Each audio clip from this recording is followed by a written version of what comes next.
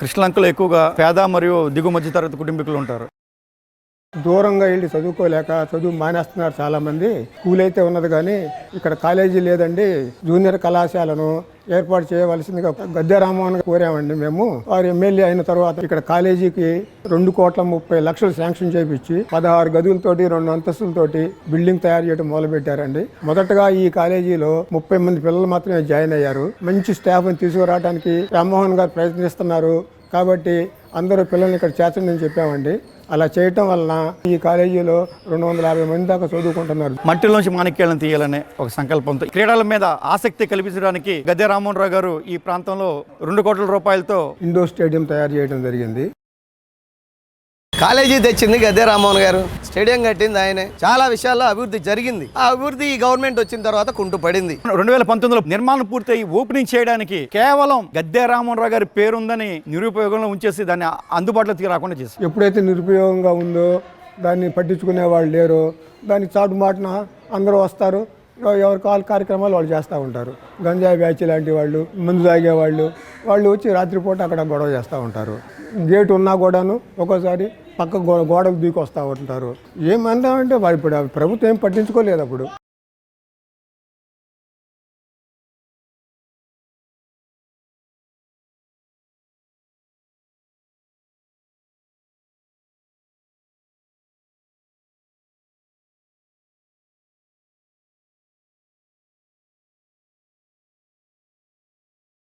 లక్ష 30,000 40,000 మంది ఉన్నటువంటి ఈ కృష్ణలంక ప్రజలు అటు దక్షిణాది నుంచి వచ్చి ఇటు తూర్పు నుంచి వచ్చి బస్టాండ్కి దగ్గరని, రైల్వే స్టేషన్కి దగ్గరని, బీసెంట్ రోడ్డుకి, నక్కల్ రోడ్డుకి, టిక్కుల్ రోడ్డుకి, అమెరికన్ హాస్పిటల్ కూడా దగ్గరని ఇదే కృష్ణలంకలో బ్రతకడానికి అలవాటు పడిపోయారు. అందరూ మధ్యతరగతి దిగువ ప్రజలు.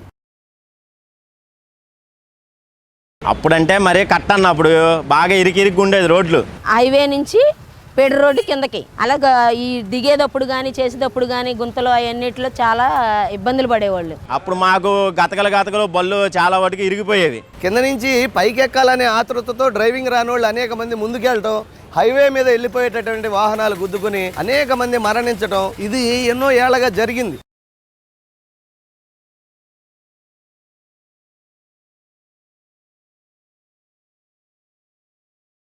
గతంలో ఉన్న వేరే వాళ్ళకి ఎమ్మెల్యేలకు వాళ్ళకి కూడా ఇంటిమేషన్ చేసినప్పుడు కూడా అవలా ప్రజల ఇబ్బందులు చూసి ఆయన శాంక్షన్ చేయించుకొచ్చిన రోడ్డు ఇది. అందుకని గద్దె రామ్మోహన్ రావు గారు రోడ్డు అని పెట్టడం జరిగింది. ఇప్పుడు 3 లారీలైనా సరే పక్కన వెళ్ళేంత రోడ్డు వెడల్పు చేశారు. ఈ రోడ్డు వేశాక యాక్సిడెంట్లు తగ్గినాయి. ప్రజలకు మాత్రం చాలా బాగుంది. ఆయన ప్రజల మనిషి, ప్రజల్లో ఉంటారు. తెల్లారు లేస్తే ఇవాళ చేయలేదని వాళ్ళు చెప్తే తెలియదు, ప్రజలు నడితే ప్రజలు చెప్తారు. అభివృద్ధి చెయ్యలేదంటే 100 మంది 100 మాట్లాడుకుంటారన్న, అది తెలిసిన వాళ్ళకి తెలిసిద్ది. అది ముందు ఈ రోడ్డు పరిస్థితి ఎలా ఉండేదంటే రోడ్డు అంతా కూడా గతుకులు. వర్షం వచ్చిందంటే ఈత కొడటానికి చిన్నపాటి చెరువులాగా ఉండేది. బళ్ళు వేసుకొని పడిపోవడం కానీ, మహిళలు నడవడానికి కానీ చాలా ఇబ్బంది పడి. అయితే 2014లో గద్దె రామ్మోహన్ రావు గారు గెలిచిన తర్వాత దగ్గర 7 కోట్ల రూపాయలతో ఈ రోడ్డు శాంక్షన్ చేయించారు. ఈ రోడ్డు మొత్తం పనులన్నీ కూడా రామ్మోహన్ గారి హయాంలోనే జరిగినాయి. చాలా చక్కగా అటు ఇటు రోడ్డు ఎక్స్టెన్షన్ చేసి చాలా నీట్గా వేశారండి ఈ రోడ్డు.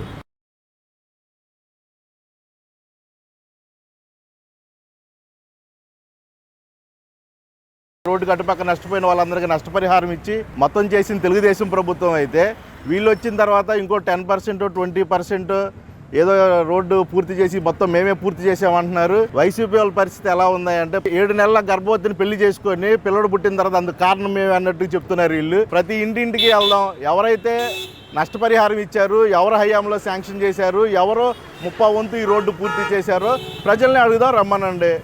ఎలక్షన్ స్టంట్ ఎవరో లేకపోతే బిల్డప్ ఇచ్చేది ఎవరో తెలిసిపోతుంది కదా. మరి వీళ్ళ ప్రభుత్వం ఎక్కడన్నా 1 కిలోమీటర్ కొత్త రోడ్డు వేసారా? ఎక్కడన్నా ఒక చిన్న ఫ్లైఓవర్ కట్టారా? ఏం అభివృద్ధి చేశారు వీళ్ళు?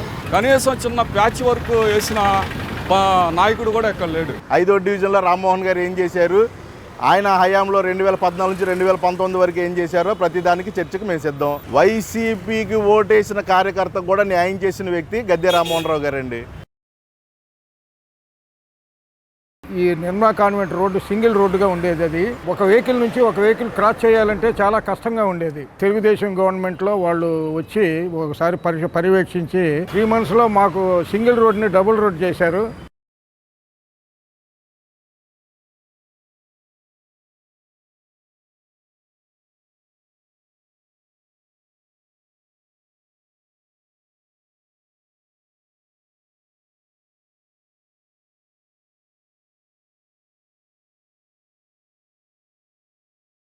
తర్వాత నెమ్మదిగా కొంచెం తెలుగుదేశం గవర్నమెంట్లోనే తర్వాత బాగా డెవలప్ అయ్యి డివైడర్స్ అయ్యి తర్వాత వచ్చినాయి. మేము చాలా తృప్తి పొందుతున్నాము.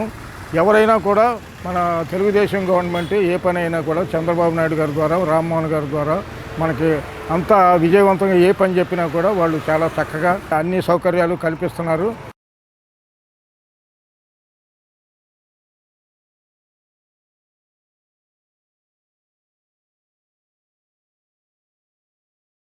పోలీస్ క్వార్టర్ పరిస్థితి చాలా అధ్వానంగా ఉండేది. ఎంత అధ్వానంగా ఉండేదంటే పందులు తిరుగుతా మురికాలలో ఉండేది. చాలా ఇబ్బంది పడేవాడు. అసలు వర్షాకాలం అయితే బడికెళ్లే పిల్లలు పడే అవస్థలను చూసి గౌరవ శాసనసభ్యులు గద్దె రామ్మోహన్ గారు నారా చంద్రబాబు నాయుడిని కలవటం, నేను డైరెక్ట్ గా నీకు ఫండ్ ఇస్తాను, నువ్వు ఆ పని మొదలెట్టమని నారా చంద్రబాబు నాయుడు గారు చెప్పడం, జనవరి 1వ తారీఖు నాడు ఇది కంప్లీట్ చేద్దాం, సంక్రాంతి పండుగ చేసుకుంటామని చెప్పి 4.5 నెలలు కూడా పట్టలేదు, ఇది మనం కంప్లీట్ చేశాం.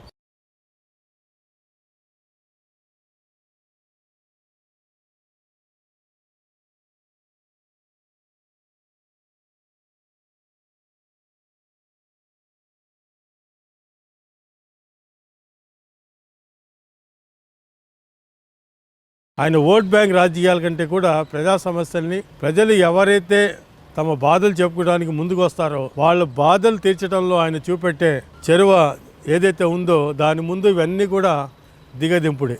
ఆ రోజుల్లో గద్దె రామ్మోహన్ రావు మొదలెట్టిన పనులు కొన్ని పూర్తయితే దానికి వీళ్ళు కొబ్బరికాయలు కొట్టడం తప్ప వీళ్ళు శాంక్షన్ చేసిన ఏ పని కూడా ఇవాటి వరకు పూర్తవలేదు. అభివృద్ధి అంటే చంద్రబాబు నాయుడు గారు, గద్దె రామ్మోహన్ రావు గారే ఈ విజయవాడ తూర్పు ప్రజలకు గుర్తుండిపోతారు. ఈ రోడ్డు చాలా చిన్న రోడ్డుగా ఉండేది. ఇప్పుడు వాన వచ్చింది అనుకోండి, మేము ఎవరో ఇంట్లోంచి బయటకు వచ్చే పరిస్థితి ఉండేది కాదు.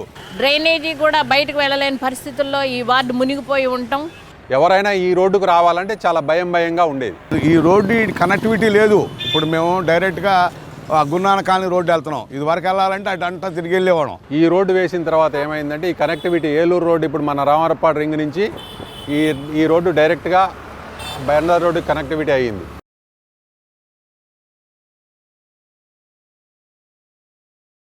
మహానాడు నుంచి ఈ ఆయుష్ హాస్పిటల్ మీదుగా కరెన్సీ నగర్ నుంచి మరి పడమట వరకు కనెక్ట్ అయ్యేటటువంటి హెచ్టీ లైను రోడ్డు ఫార్మేషన్ అనేది చాలా గొప్ప విషయం. అంతర్గత రోడ్లు డెవలప్ చేయడం వల్ల ఆయుష్ హాస్పిటల్కి వెళ్ళాలంటే 2 నిమిషాలు. ఒక పేషెంట్ ఉన్నాడు, హార్ట్ పేషెంట్ 2 నిమిషాలు వెళ్ళిపోతాడు. ఇదివరకు వెళ్ళాలంటే అటు వెళ్ళి ఇటు వెళ్ళేవాడు. బ్రహ్మాండంగా ఉందండి.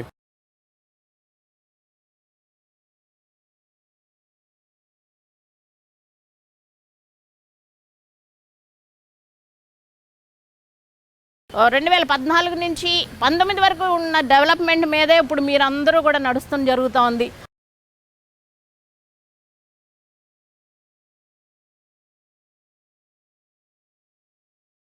రామ్మోహన్ గారు ఉండగా ఎప్పుడు రోడ్లు లేదనే రిమార్క్ ఆయనకి లేదు. ఆయన ఏది ప్రతినిత్యం ప్రజల మధ్యలో ఉంటాడు, ప్రతినిత్యం ప్రజలతో మాట్లాడతాడు. 2014 నుంచి 19 వరకు అధికారంలో ఉన్నప్పుడు ఆయన చేసిన అభివృద్ధే 2019లో ఆయన గెలిపించింది.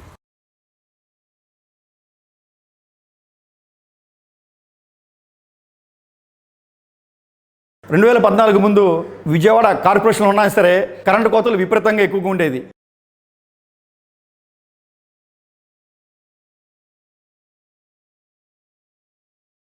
ఎక్కడైతే లోడ్ ఎక్కువైతే వస్తుందో అక్కడ అదనంగా ట్రాన్స్ఫార్మర్లను కూడా ఏర్పాటు చేసి 33 kV సబ్స్టేషన్ రావడం వల్ల నాణ్యమైన విద్యుత్ రావడంతో పాటు కరెంటు కోతలు అనేవి లేకుండా ఉంది. First point. ఒకవేళ కరెంటు కోత అయినా సరే వెంటనే ఆల్టర్నేటివ్ కరెంటుగా ఒక 5 నిమిషాల లోపు రావడం కానీ చేయడానికి ఎంతో ఉపయోగపడుతుంది. మరి ఇంతకుముందు ఏ నాయకులు కూడా తీసుకురాలేదు. కానీ మరి ఈ సమస్యను గుర్తెరిగి ఇక్కడ ప్రాంతవాసులు అక్కడ కష్టాలు తీర్చడానికి గద్దె రామ్మోహన్ గారు విశేష కృషి చేశారనడానికి ఇదొక తార్కాణం.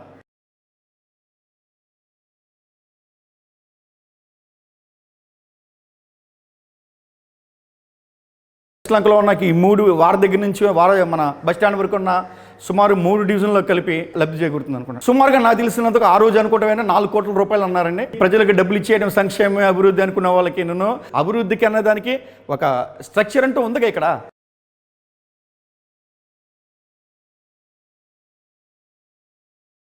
ఈ సబ్స్టేషన్ గతంలో లేనప్పుడు కొండ ప్రాంతంలో కరెంటు కోత ఎక్కువగా ఉండేది. చాలా ఇబ్బంది పడేవాళ్ళు ప్రజలు. సుమారు 7 కోట్లతో ఈ నిర్మాణం జరిగింది. ఇక్కడ నుంచి నిమ్మతోట, కళానికేతన్ ఫీడర్, అలాగే శివగిరి, జమ్మిచెట్టు సెంటర్ ఇలాంటి ప్రాంతాలకి కరెంట్ అనేది సప్లై జరుగుతుందండి. 2014 నుంచి 19 మధ్య కాలంలో జరిగిందండి. అప్పుడు ఈ నిర్మాణం చేయటం కానివ్వండి అన్ని ఫాస్ట్ గా చేశారు మా డివిజన్ లో. మేము ఎమ్మెల్యే గారికి చాలా ధన్యవాదాలు చెప్తాం మా డివిజన్ తరఫున. అవన్నీ ఫేక్ మాట్లాడి చేసిన అభివృద్ధి కళ్ళ ముందే కనపడుతుంది. సబ్ స్టేషన్ కోసం చూస్తున్నారు మీరు.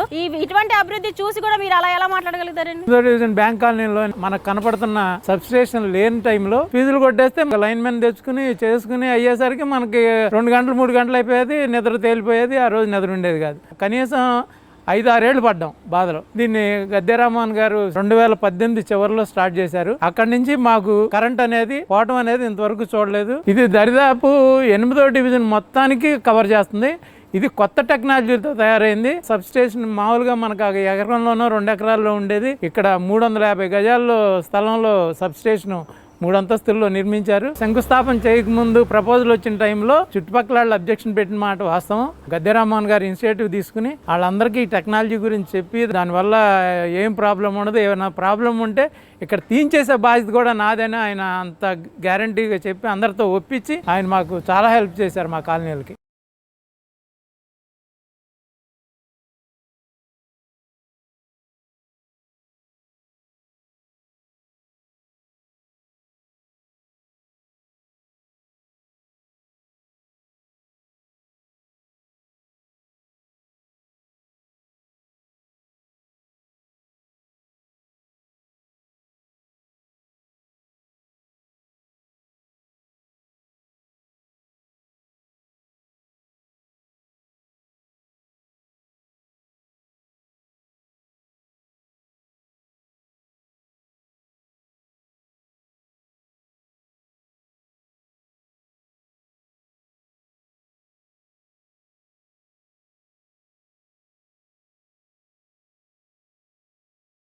ఏళ్ళండి ఈ కొండ మీదే ఉన్నాం. 200 మెట్లు ఎక్కి దిగక్కంటే విశాలాంధ్రానికి అక్కడ 3 కిలోమీటర్లు ఉంది. అక్కడి నుండి కూడా మోసుకుండేవాళ్ళు. నీళ్ళు సరిపోయేవి కూడా కాదు. పంపుల దగ్గర కొట్లాట్లు కూడా అయిపోయేవి. ఆ నీళ్ళకి ఇబ్బందులు పడిపోయి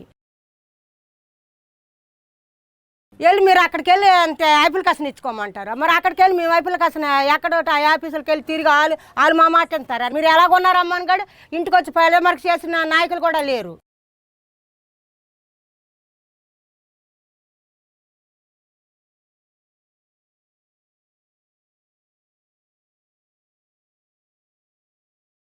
గద్దె రామ్మోహన్ రావు గారు 5 సార్లు కొండ ఎక్కారు. ఇంటింటికి వచ్చి కూడా అమ్మ మీరు ఎలాగుంటున్నారు ఏంటి అని కూడా పరామర్శ చేసి వెళ్ళేవారు. కింద నుండి ఇలా నీళ్ళు మోసుకోలేకపోతున్నాం అని అంటే గద్దె రామ్మోహన్ రావు గారి దయ వల్ల మాకు పైన ట్యాంకీ వేశారు. మాకు నీళ్ళు కంటే ఏ ప్రాబ్లం ఇప్పటికి లేదండి.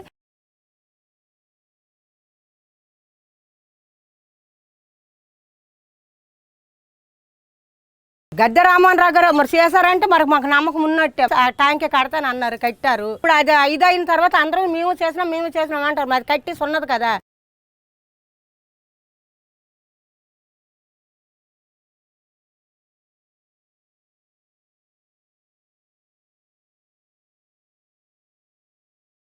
వచ్చిన కొత్తలో అయితే వాటర్ లేవండి. 2ంటికి 3ంటికి అలా లేసి కింద నుంచి తెచ్చుకునే వాళ్ళం. కింద కూడా మాకు నీళ్ళు దొరకనిచ్చేవారు కదా. నీళ్ళు దొరక్క మేము పట్టుకొని కొట్టేవారు. గద్దె రామ్మోహన్ రావు గారు అయితే ఆయన నిధులతోనే మాకు ట్యాంకీ కట్టించారండి.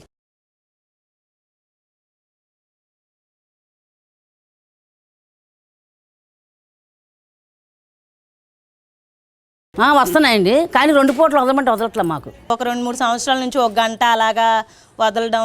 ఇప్పుడైతే అసలు మరి పొద్దున పూట 1 గంటే వదులుతున్నారండి. 1 పూట గంట వదిలితే సరిపోతాయండి. మేము ఎక్కడికి వెళ్ళి తెచ్చుకోవాలి ఇప్పుడు? మేము అమ్మ మాకు 1 పూట వదలమంటున్నారమ్మా. ఏం చేయమంటారు అంటారు పంపులో. ఇప్పుడు మేము చెప్తుంది ఏంటి 2-3 ఏళ్ల క్రితం లేదు. ఆ తర్వాత నుంచే నీళ్ళ ఇబ్బంది అని చెప్తున్నాం కదా. మేము ఎక్కడ పోరాడాలి మరి చెప్పండి మీరే. సరే ఇప్పుడు నా ఒపీనియన్, ఆయనే మా చుట్టం కాదు కదా చెప్పడానికి.